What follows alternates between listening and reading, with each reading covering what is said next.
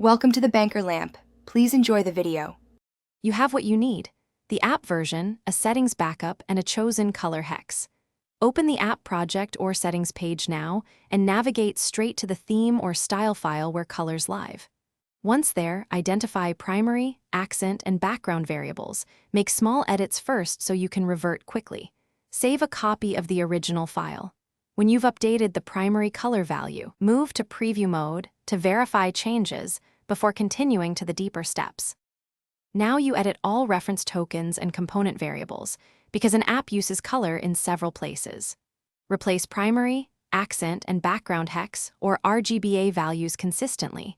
Search for hard-coded colors and update them too. Once done, rebuild styles or recompile the theme so dependent components inherit the new color.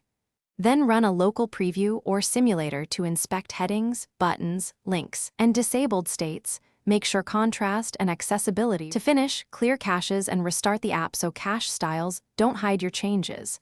Review every major screen and test interactions, pressed, focused, and disabled states, and check contrast with a tool to meet accessibility targets. Once satisfied, commit the theme changes and document the new palette. If things go wrong, revert to the backup file immediately, then test incremental changes to isolate the offending edit.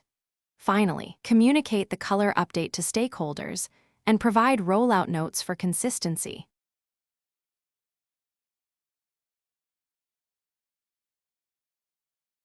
Thanks for watching. If this was helpful, leave a like and consider subscribing. See you next time.